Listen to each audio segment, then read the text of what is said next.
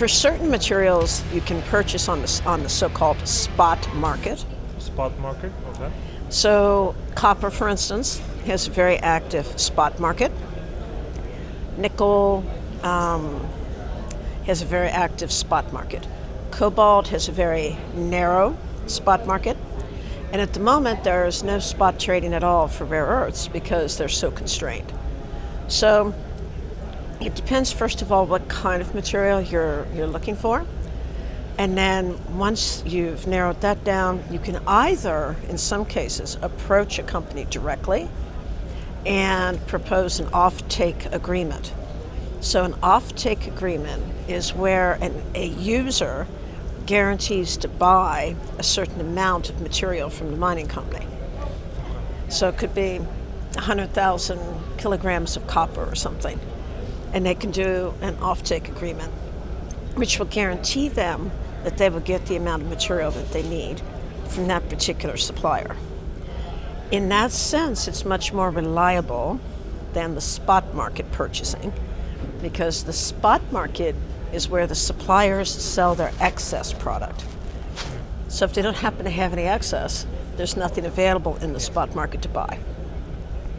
So most buyers would look to establish a relationship through an offtake agreement with a supply company, whether that's a smelter, depending on how well processed you need the material to be. The offtake agreement could be with a smelter, a processor, or directly at the mine site. I see. Then right now, the mining facilities that may not be profitable before, right now it will be very profitable. And pretty soon you'll be a mining company. I already started in Turkey as well. Uh-huh. There's so much going on. What should I do? Where to start? Do you think that, especially if, imagine that I have starting that copper mine in Turkey? Well, the easiest way to enter the market is to find a project that used to work and was closed down. We call those a brownfield project.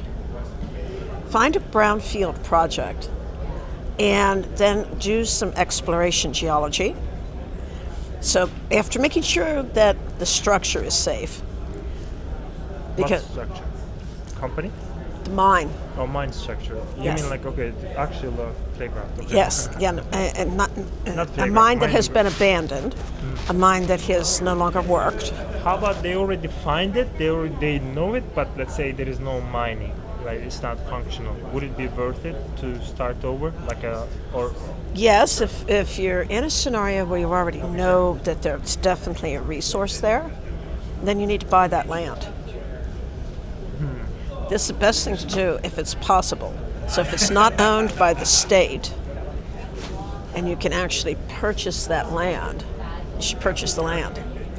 Because as a private owner in most countries, and I believe this also includes Turkey, you can dig up whatever you want to dig up on your own land. Until you reach commercial value, you don't need to worry about a license. It's called artisanal mining. What? Artisanal mining is what it's called. And it takes place all over the world, in Latin America, in Africa, in East Asia.